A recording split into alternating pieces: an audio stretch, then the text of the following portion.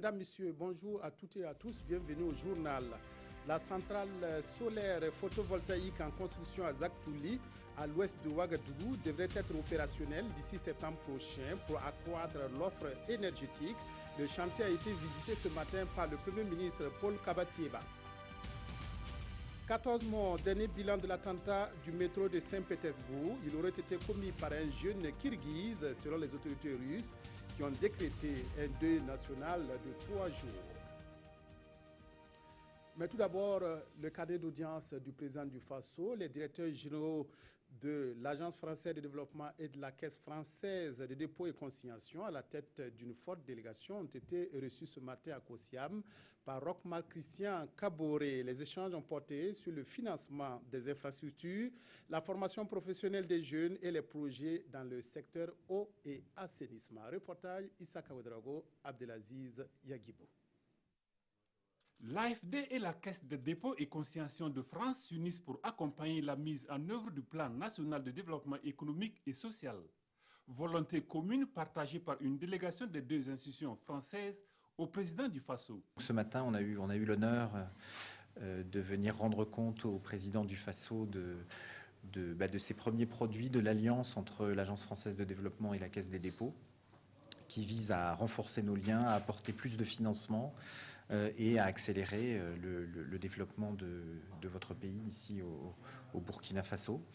On fera 2 annonces cet après-midi importantes, le lancement d'un très important fonds d'investissement commun dans les infrastructures et puis l'appui aussi au lancement d'une caisse des dépôts et consignations ici au Burkina Faso pour capter l'épargne et la transformer en investissement de long terme. Donc voilà, une visite à la fois pour montrer que le partenariat entre nos deux institutions françaises est en marche, concrètement, fonctionne, et puis aussi une façon de rendre hommage aussi à la qualité des politiques publiques ici au Burkina Faso, aux très nombreux projets qui sont en train de sortir de terre et que nous souhaitons, avec l'Union européenne, avec la Banque africaine de développement, avec tous les partenaires du pays, accélérer. Engagement salué par Roch-Marc Christian Kaboré qui promet s'investir pour un climat propice à la réalisation de ces grands chantiers. La centrale solaire en construction à Zaktouli, à l'ouest de Ouagadougou, centre d'intérêt du Premier ministre en cette période de forte chaleur. Paul Kabatieba s'est rendu ce matin sur le chantier de cette centrale qui permettra de renforcer l'offre énergétique du Burkina. Elle aura en effet une capacité de production estimée à 33 MW. Les travaux qui ont démarré l'année dernière sont bien avancés, comme a pu le constater le chef du gouvernement. Reportage Amadou Ilboudo, Bouma Ernest Nebié. La centrale solaire photovoltaïque de Zaktouli toujours en chantier. Un chantier que le Premier ministre Paul Kabatieba visite ce jour avec les principaux bailleurs de cette centrale solaire qui devra à terme contribuer au renforcement de l'offre énergétique au Burkina à hauteur de 33 MW. 33 MW, ça représentera un apport substantiel à notre capacité de production nationale et surtout, ça va apporter de l'énergie propre, de l'énergie bon marché. Parce que vous savez qu'aujourd'hui, comme on le disait tout à l'heure, l'un des gros handicaps de notre économie nationale, c'est que l'énergie qui est produite à partir des énergies fossiles, à partir du gasoil, a un coût moyen, on tourne autour de 121 francs CFA le kilowattheure. Ici, on va produire de l'énergie propre à moins de 40 francs CFA le kilowattheure, ce qui est considérable. D'une superficie totale de 55 hectares, la centrale solaire photovoltaïque de Zaktouli est financée à plus de 47 millions d'euros par l'Union européenne et l'Agence française de développement. On est venu en force aujourd'hui. Je suis là, le directeur général de la Caisse des dépôts pour la première fois est là, la Banque africaine de développement est là, l'Union européenne est représentée, c'est des projets européens et africains que nous bâtissons ici. Et donc on est vraiment venu marquer toute notre attention et notre soutien et faire du Burkina Faso un champion de l'énergie solaire ici en Afrique. Et ça commence ici à Zaktouli avec on parle là de la plus grande centrale solaire d'Afrique de l'Ouest qui, vous le voyez, est en train de sortir de terre. Selon les responsables du chantier, les grosses œuvres sont déjà terminées. Démarrée en juin 2016, la centrale solaire sera inaugurée en début septembre 2017. La revue annuelle du cadre sectoriel de dialogue commerce et services marchands se tient depuis hier. Cette revue s'inscrit dans la mise en œuvre du Plan national de développement économique et social, PNDS. C'est un cadre sectoriel de dialogue qui concerne 6 départements ministériels. Il se réunit pour faire le point des performances des secteurs et envisager les futurs combats. Les précisions d'Ibrahim Sombier et de Kadi Sanogo. Maillon essentiel du dispositif de suivi-évaluation du Plan national de développement économique et social PNDS, le cadre sectoriel de dialogue commerce et services marchands concerne 6 ministères. Ils permettent d'assurer le dialogue à travers lequel les rapports sectoriels de performance de l'année 2016 de ces ministères sont examinés. Des directives seront données aux différents acteurs pour une efficacité dans la conduite des actions. Dans le cadre de la mise en œuvre du PNDS, le gouvernement a scindé en plusieurs secteurs pour permettre un meilleur suivi et évaluation du PNDS.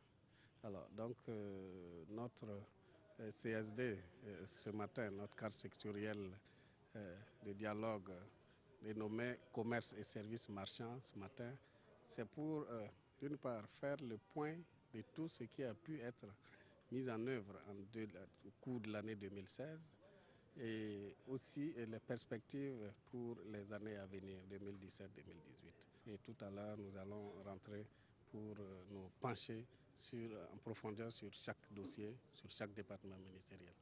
Cette rencontre va permettre aux participants de disposer d'un document pertinent à même de permettre de faire face aux défis du développement au Burkina Faso. Fin de transition pour le comité permanent inter-État de lutte contre la sécheresse dans le Sahel, SILS. Après 4 mois de suspension, la secrétaire exécutive du comité, Djimé Adoum, a été réinstallée hier dans ses fonctions. La décision avait été prise à Nouakchott en Mauritanie il y a quelques jours de réhabiliter la docteure Adoum. Reportage Roger Kam, Mariam Dao, Vincent Kendrebeo. C'est après 4 mois d'intérim de Souleymane Ouedraogo que Djimé Adoum signe son retour au SILS, le comité permanent inter-État de lutte contre la sécheresse dans le Sahel. Cette réinstallation du secrétaire exécutif de l'institution après 4 mois de suspension est une décision du Conseil des ministres du SILS en mars dernier à Nouakchott en Mauritanie. Le Conseil des ministres du SILS s'était réuni à Bamako pour examiner un certain nombre de dossiers sur le SILS et il y avait une certaine incompréhension dans le management du SILS.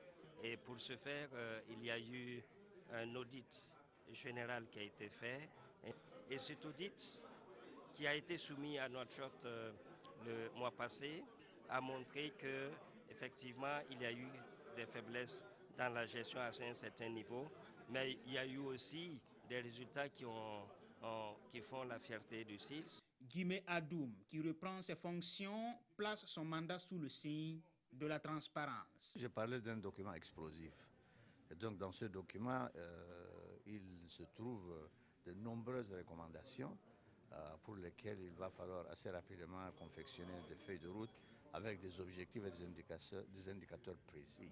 Et quand on dit plus rien ne sera comme avant, ça veut dire qu'on va jouer dans la pleine transparence. Après cet incident de parcours, l'ancien nouveau secrétaire exécutif dit compter sur l'ensemble du personnel et les 13 pays membres pour relever les défis du nouveau plan d'action du SILS. Vous l'avez bien constaté, toutes nos excuses. Il s'agit bien du secrétaire exécutif du SILS, le docteur Djimé Adoum.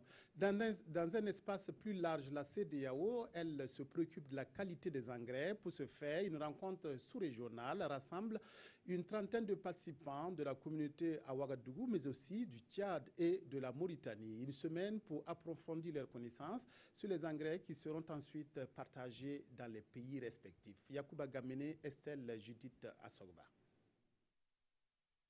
Ce pool d'inspecteurs des engrais vont pendant une semaine discuter et approfondir leurs connaissances sur les techniques et procédures d'inspection et de contrôle de la qualité des engrais dans l'espace CEDEAO. Le but de la formation est de leur permettre de mieux cerner tous les contours de ces questions pour prendre les relais de la dite formation dans leurs pays respectifs. Les inspecteurs c'est des agents de l'État qui devraient être assermentés et qui ont un statut particulier qui leur permet d'avoir accès à n'importe quel magasin d'engrais dans n'importe quel État membre de la CEDEAO. Ils vont aller jusqu'à prélever des échantillons qu'ils vont envoyer aux laboratoires qui sont désignés pour faire l'analyse des engrais. Pour le ministre en charge de l'agriculture, l'utilisation des engrais de qualité dans les productions agricoles n'est plus à démontrer. Et la formation de ces formateurs sur les outils et procédures d'inspection va certainement réduire la propagation des engrais de mauvaise qualité sur les marchés de l'espace CEDEAO. C'est un très grand projet qui est en train de naître et il faut qu'il y ait des gens de qualité qui puissent effectivement contrôler, inspecter et faire en sorte que nous puissions éradiquer ce qui est mal dans l'utilisation des engrais dans nos différents pays. Le règlement relatif au contrôle des qualités des engrais dans l'espace CEDEAO vise entre autres à sauvegarder les intérêts des agriculteurs contre les défiances en éléments nutritifs, la contrefaçon et protéger l'environnement naturel ouest-africain et la santé des populations contre les dangers potentiels de la mauvaise utilisation des engrais. Les agriculteurs burkinabés multiplient les initiatives pour commercialiser leurs productions. Ainsi, la foire de l'oignon a eu lieu à Tougou, village situé à une vingtaine de kilomètres de Ouayugia, afin de faire la promotion de cette filière. La première édition s'est tenue autour de la problématique de la production, de la conservation et de la commercialisation de l'oignon. À Ouayugia, précision d'Irénée Kaboré et de Herman Toué. Plus de 70 000 tonnes d'oignons sont attendues à la fin de la saison 2016-2017 dans la région du Nord, avec un chiffre d'affaires d'environ 7 milliards de francs CFA. C'est pour mieux galvaniser cette filière qui occupe pourtant le premier rang de la production maraîchère que les acteurs de la commune de Tougou ont organisé cette journée promotionnelle. L'oignon fait partie des spéculations les plus importantes de la commune. Et le constat que nous avons fait avec nos parents producteurs, c'est que les gens ne vivent pas correctement de cette spéculation qui est à la suite de leur front parce que les difficultés qui entament la production de l'oignon ne leur permettent pas d'être satisfaits des résultats de cette production. Des difficultés qui se résument au manque d'organisation des producteurs, le manque de formation, le coût élevé des intrants et l'ensablement des points d'eau. À toutes ces préoccupations, les autorités se sont engagées à accompagner les producteurs dans leur quête d'un mieux-être. Le ministre a déjà rassuré, il a dit de rassurer les producteurs qu'une attention particulière sera accordée à l'analyse des problèmes qui ont été soumis à son attention. Nous verrons dans quelle mesure on va en tout cas accompagner ces producteurs à travers notamment le renforcement donc, de la législation pour protéger donc, suffisamment, mieux encadrer notamment l'écoulement et la commercialisation puisque c'est le nœud gorgien. Et pour matérialiser cet accompagnement, les meilleurs producteurs ont reçu des prix d'encouragement. Cette première édition a permis à une soixantaine de producteurs d'exposer le fruit de leur labeur dans l'espoir de mieux conquérir le marché. Restons dans la région du Nord pour nous intéresser au festival Boudbangré organisé à Samba dans le Passoré. Cette manifestation culturelle a regroupé dans cette commune rurale située à 43 km au sud de Yako les défenseurs et amoureux de valeurs culturelles en voie de disparition. Irénée Kaboré Moussaki. Des troupes de danse, des masques et des lutteurs traditionnels, le festival Boudbangré de Grand Samba donne ici l'occasion de revivre le terroir, un pan de la culture de cette localité qui était en voie de disparition. Et aujourd'hui, c'est l'association culturelle Boudbangré qui a eu l'idée de redonner vie à ce patrimoine. Depuis un certain moment, les troupes commençaient à disparaître. Donc je me suis dit qu'il y avait quelque chose qu'on perdait. Donc il y a une richesse culturelle importante et nous avons estimé que c'était bon de créer ce cadre-là. À cette première édition du festival Boudbangré, les intervenants ont lancé la réflexion sur la contribution de la culture et du sport au développement du Burkina. Il s'agit désormais pour eux d'inviter chaque commune à trouver un cadre de promotion pour sa culture. L'Assemblée nationale a voulu être justement présente pour dire que si dans chacune de nos communes on tenait de tels festivals, eh bien, notre culture allait certainement se renforcer davantage. Les meilleurs élèves, en récit des faits historiques, ont été récompensés. L'idée est de permettre aux apprenants d'ajouter de la culture à l'éducation. L'auteur de l'attentat de Saint-Pétersbourg a été identifié et le bilan dans le métro dans cette ville russe s'est alourdi. On dénombre au moins 14 morts et des dizaines de blessés. Selon les autorités russes qui ont décrété un deuil national de 3 jours, la bombe artisanale aurait été déposée par un ressortissant kirghize. Le président russe Vladimir Poutine s'est rendu quelques heures après l'attentat à la sortie du métro de Saint-Pétersbourg pour déposer un bouquet de fleurs en hommage aux victimes. Le bilan des autorités russes fait état de 11 morts et au moins 45 blessés, dont plusieurs dans un état grave. Selon le porte-parole du comité antiterroriste russe, l'enquête mobilise tous les services de sécurité du pays. Des spécialistes du FSB, de la police et du ministère des situations d'urgence sont arrivés à Saint-Pétersbourg pour prêter main forte à l'enquête sur le crime et ses conséquences. La bombe artisanale contenait des morceaux de métal et la déflagration a dévasté une rame de métro qui roulait en plein centre de Saint-Pétersbourg. Le métro circulait en début d'après-midi entre les stations Sienaya Plochad et Technologisch Institut lorsque l'explosion a eu lieu. Les autorités russes ont annoncé avoir désamorcé une autre bombe de composition identique à la station de métro très fréquentée qui dessert la gare ferroviaire qui relie Saint-Pétersbourg à Moscou. Le gouverneur de Saint-Pétersbourg a annoncé 3 jours de deuil. Selon une source proche de l'enquête et citée par une agence russe, la police est à la recherche de 2 suspects qui ont été repérés sur les enregistrements des caméras de sécurité. Il s'agirait d'un homme et d'une femme, tous deux âgés d'une vingtaine d'années, qui seraient originaires d'Asie centrale et dont l'identité serait établie. En Colombie, les opérations de recherche d'éventuels survivants dans les décombres de la ville de Mocoa se poursuivent car le nombre de personnes portées disparues est encore bien élevé. On les estime à 220 environ. La coulée de boue qui a dévasté cette ville du sud de la Colombie a fait 273 morts et plusieurs personnes sans abri. La ville est privée depuis vendredi d'eau courante et les populations n'ont plus accès à l'électricité. Les secouristes colombiens continuent de fouiller les décombres de la ville de Mocoa à la recherche des 220 personnes portées disparues. La coulée de boue a dévasté cette ville du sud de la Colombie dans la nuit de vendredi à samedi. Au moins 273 personnes sont mortes et 43 enfants figurent parmi les victimes. Le bilan risque de s'alourdir, mais d'ores et déjà, selon la Croix-Rouge, au moins 45 000 personnes ont été affectées par la catastrophe. Le président Juan Manuel Santos estime que le changement climatique est à l'origine des pluies torrentielles qui ont fait sortir 3 rivières de leur lit. La ville de Mocoa est privée d'eau courante, la population dépend entièrement des ravitaillements et pour l'essentiel n'a plus accès à l'électricité. Les services d'aide d'urgence ont mis en place un camp de tente dans un gymnase de la ville et ont lancé une campagne de vaccination afin de limiter les risques de propagation des maladies.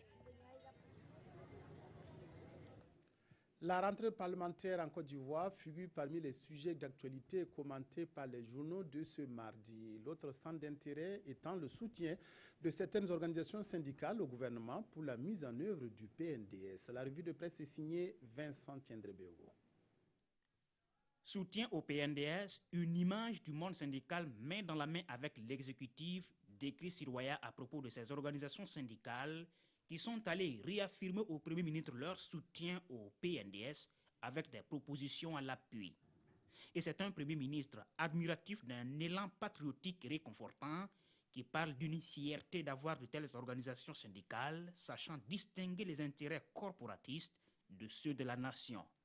Le journal relève tout de même les notes discordantes de ce monde syndical avec la CGTB rejetant toute idée de soutien à un programme gouvernemental. Municipal partiel demain, le ministre de l'administration territoriale et de la décentralisation en parle dans une longue interview accordée au journal Le Pays. Les raisons de blocage de ces exécutifs locaux, Simeon Sawadogo les trouve dans des pesanteurs sociales qui n'ont rien à voir avec la démocratie locale, mais pointe aussi du doigt certaines alliances contre nature ou l'ingérence de certains OSC qui n'hésitent pas à émettre l'idée d'une démission du maire. Et le ministre d'évoquer le scrutin de liste uninominale, une des propositions permettant aux électeurs de connaître d'office les prétendants à la mairie. Première rentrée parlementaire de la Troisième République en Côte d'Ivoire, et Guillaume Soro parle de réconciliation nationale. L'observateur Palga qui commente l'événement relève que les dirigeants de ce pays ont effectivement besoin d'entente, mais à plusieurs niveaux.